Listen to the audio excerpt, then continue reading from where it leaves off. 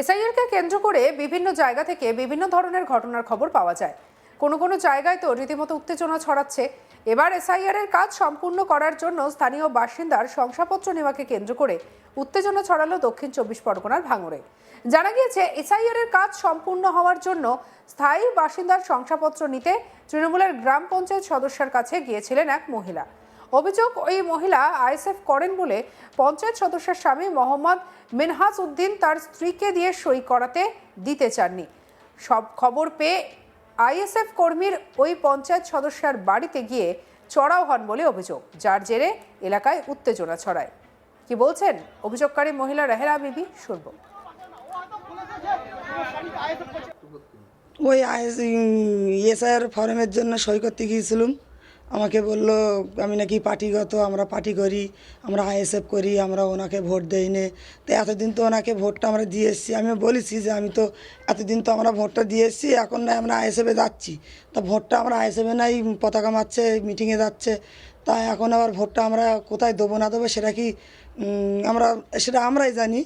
তা আবার ও আমাকে বললো যে অশিক্ষিত মহিলা হ্যান ত্যান আমাকে বলছে। আমি তখনও কিচ্ছু বলিনি কো।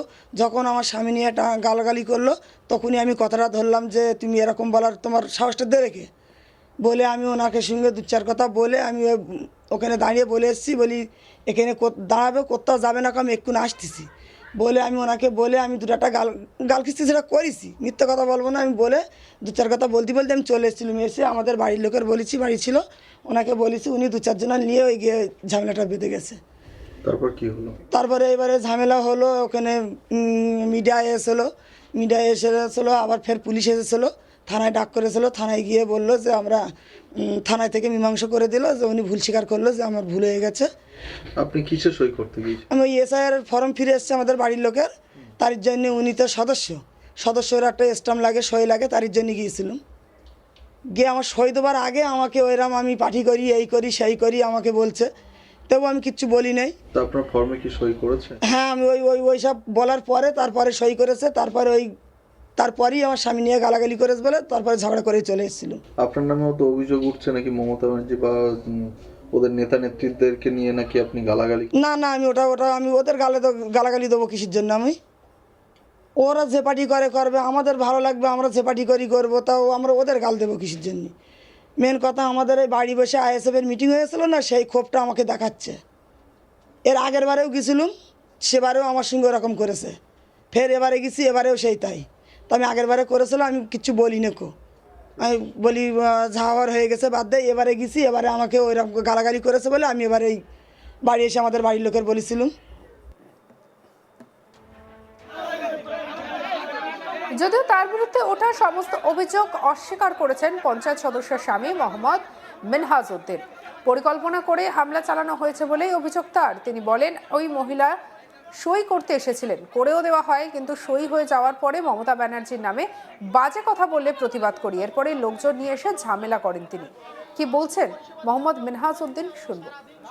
সই দেওয়া হয়নি এরকম টোটাল আমার এই বুথে এরকম একটা মানুষও নেই যাকে আমি সই দিইনি। আমরা সকাল 6টা থেকে রাত্রি 12টা পর্যন্ত আমরা প্রতিটা মানুষ যাতে তার ভোটাধিকার ফিরে পায় তার জন্য আমরা আপ্রাণ চেষ্টা করে যাচ্ছি। তারপরেও কিছু মানুষ এসে সই নিয়ে যাওয়ার পরেও মানে মমতা ব্যানার্জির নামে কুৎসা করছে। এই যে আজকে যে ঘটনাটা ঘটলো, ওনার সই করে দেওয়ার পরে উনি বলছে যে মমতা ব্যানার্জি সই দিয়ে এসআইআরটাকে বাংলায় ডেকে এনেছে। আমি সেখানে প্রতিবাদ করলাম যে মমতা ব্যানার্জি সবসময় এসআইআরের বিপক্ষে, এসআইআরের পক্ষে নওশাদ সিদ্দিকী ও আইএসএফ করতো, ও ওই জন্যে ওর গায়ের জ্বালাটা লেগে গিয়েছে। ও বলছে নওশাদ সিদ্দিকী এসআইআরের পক্ষে নয়। এই নিয়ে আমার সঙ্গে একটা বচসা হয়। উনি তারপরে চলে গিয়ে আমাদের নাটাপুকুর 3টে বুথের সমস্ত দুষ্কৃতীদেরকে নিয়ে এসে আমার বাড়ি চড়াও হয় এবং কি চাইছে যে স্কুল সার্টিফিকেট দিতে হবে। আমি পঞ্চায়েত সদস্য, কিভাবে স্কুল সার্টিফিকেট দিতে পারি? তারপরে খালি ফর্মে সই চাইছে। তারপরে ওনারা মানে পুলিশে অভিযোগ ওনারাই করেছিল। তো ওনারা একটা জিনিস দেখাতে পারবে না যে সই দিইনি, এরকম একটা কাউকে দেখাতে পারবে না। পুলিশ এসেছিল, ওনারাই পুলিশকে ফোন করেছিল। পুলিশ আসার পরে লাস্টে আমরা থানায় গেলাম। ওনারাই নিজেরাই মানে আমাদের হাতে পায়ে ধরে বলছে যে যাক ঝামেলা বাদ দিয়ে দাও। তারপরে ওরা সোশ্যাল মিডিয়াতে এইসবগুলো মানে পুরো মিথ্যাভাবে সেসব নোংরামি করছে, আমাদের তৃণমূল দলকে কালিমালিপ্ত করার চেষ্টা করছে। আর যে বলছি এসআইআর এর ফর্মে মানে সই দেওয়ার কথা, দুটো একটা মিডিয়াতে দেখছি এসআইআর এর ফর্মে তৃণমূল কংগ্রেস সদস্যর সইটা কেন লাগবে, এইটা আগে ওনারা বুঝে কথাটা বলুক।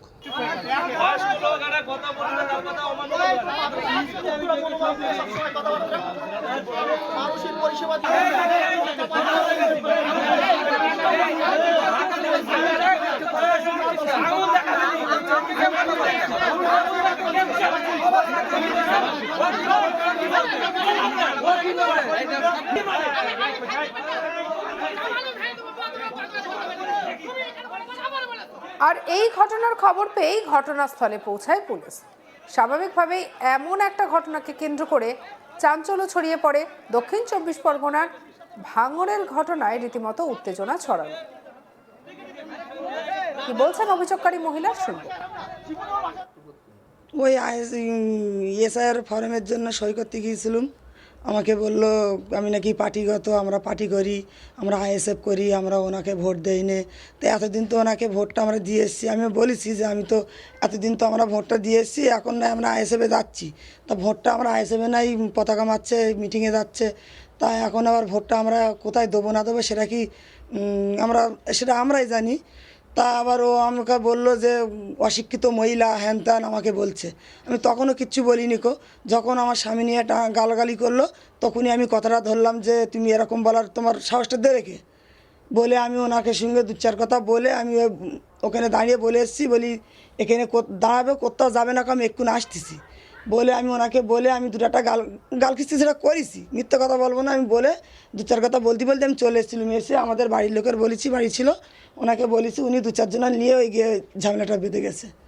তারপর কি হলো? তারপরে এবারে ঝামেলা হলো, ওখানে মিডিয়া এসেছিলো, আবার ফের পুলিশ এসেছিলো, থানায় ডাক করেছিলো, থানায় গিয়ে বললো যে আমরা থানায় থেকে মীমাংসা করে দিল যে উনি ভুল স্বীকার করলো যে আমার ভুল হয়ে গেছে। আপনি কিসে সই করতে গিয়েছেন? আমি ওই এসআইআর ফর্ম ফিরে এসছে আমাদের বাড়ির লোকের, তার জন্য উনি তো সদস্যর একটা স্টাম্প লাগে, সই লাগে, তার জন্য গিয়েছিলাম।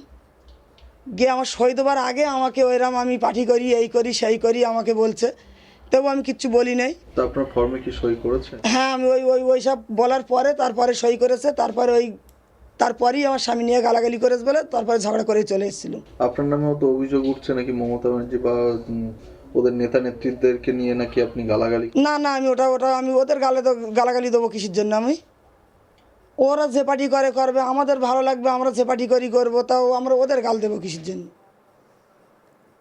সঙ্গে রাখুন আজ তাক বাংলার ইউটিউব চ্যানেলকে, লাইক, কমেন্ট, শেয়ার, সাবস্ক্রাইব করতে ভুলবেন না।